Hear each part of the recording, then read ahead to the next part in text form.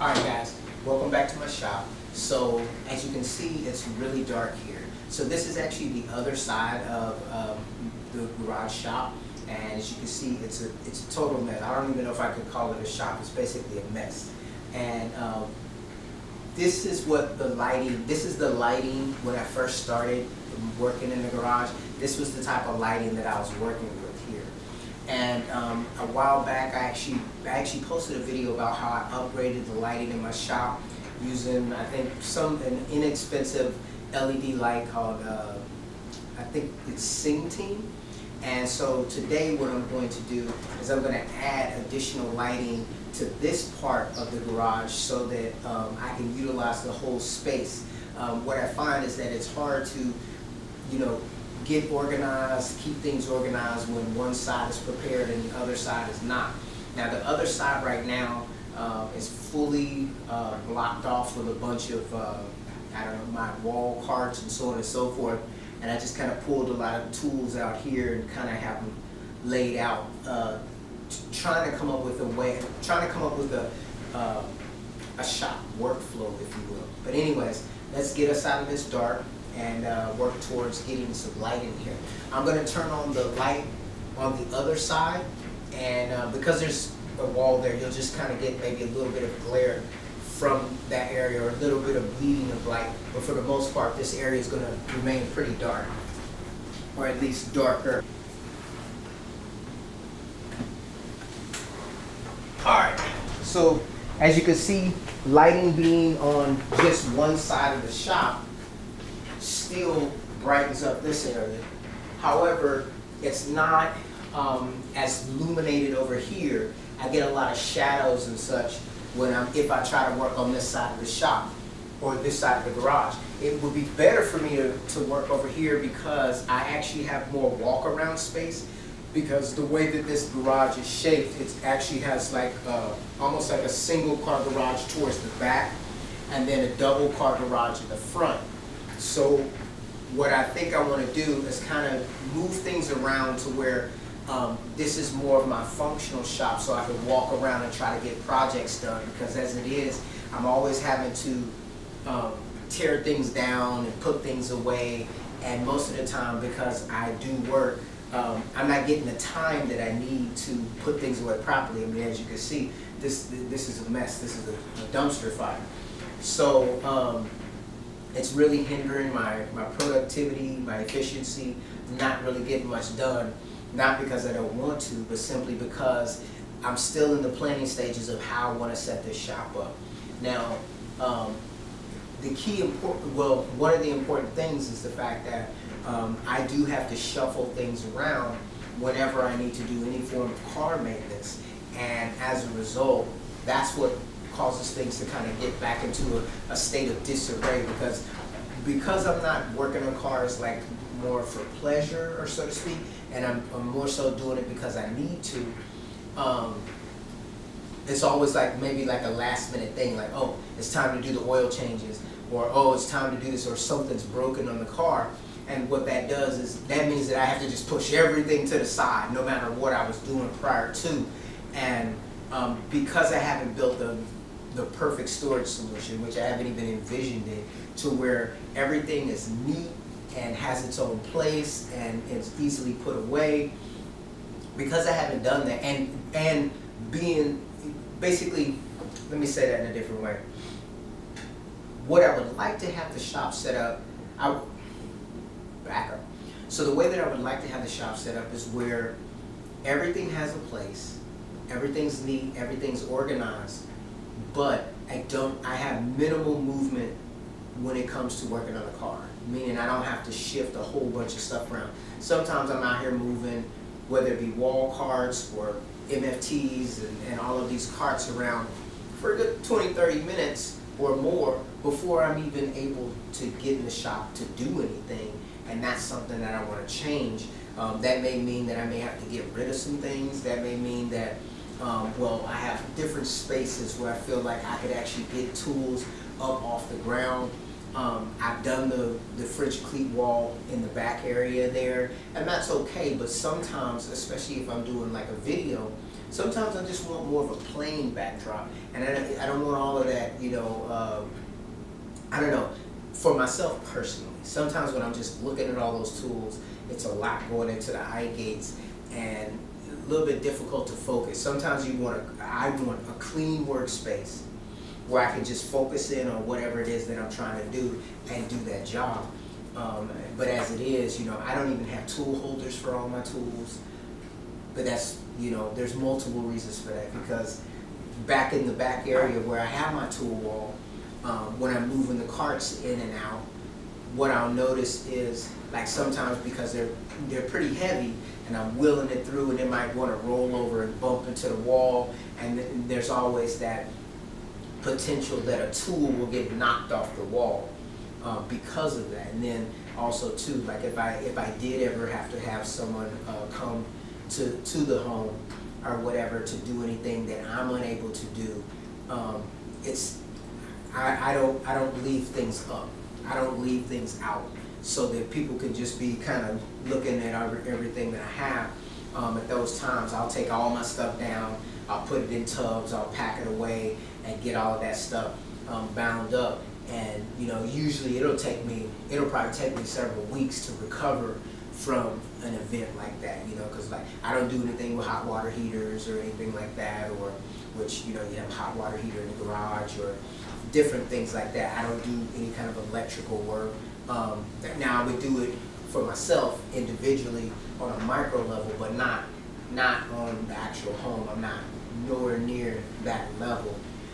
So that being the case, if I need to get anything like that done, I'm always thinking about the fact that, you know, we're like, and I think anybody would think like that. I mean, you're not going to have your if you've got nice jewelry, you're not going to have it laid out on the coffee table when people come, just any random people come to your home. You're going to have that stuff put away. And so, though sometimes for YouTube videos it looks nice to have my tool wall up on display, it looks nice in that way, but if I ever have anybody come through, I make the conscious effort to put all my stuff away so that it's you know, not on display. And as a result of that, as I said, I may have weeks off from being able to do something because it's, you know, unmotivating to put all this stuff back up or to set it all out or to lay it out.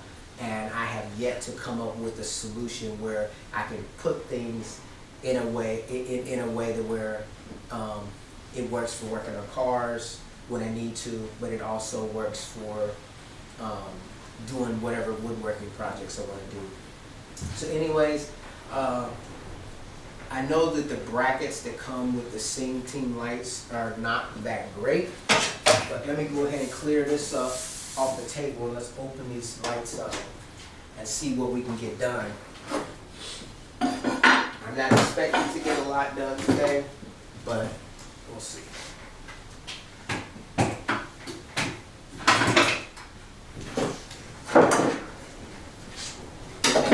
Right here, this is what I normally end up doing. I end up taking stuff from one flat surface and putting it on another flat surface to you know, do things. And I'm gonna be honest, I'm kind of getting tired of that.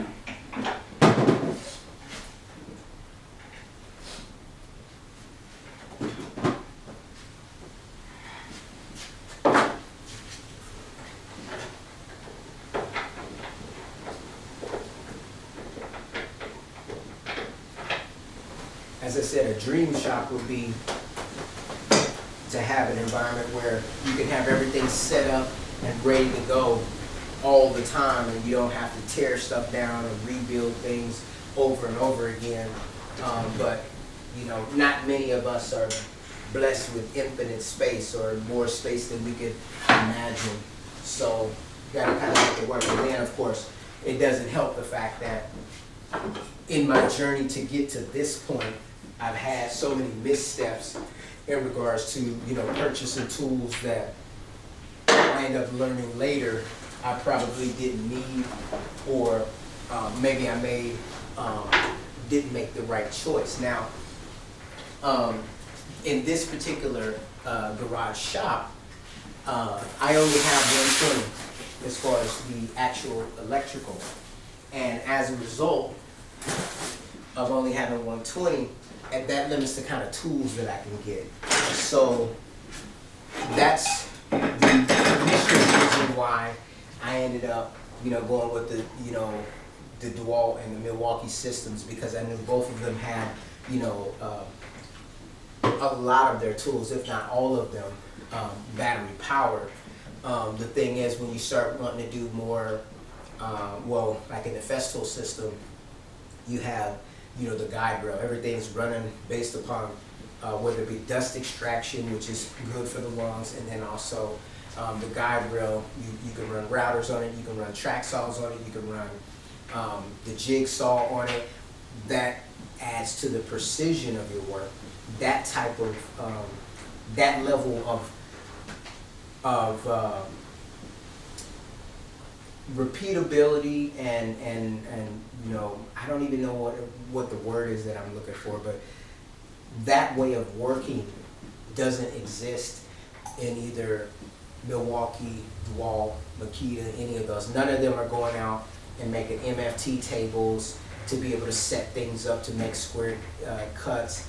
None of them are going out and developing, whether it be rail hinges or these types of ecosystems to kind of flesh out if you want to go down one pathway or the other. Now, general purpose, it does work, with DeWalt track saw, with, I've got DeWalt miter saw, DeWalt track saw, drills, all of these things, and you could even get, DeWalt routers. I think I have one of those around here. And you can run the router on the rail.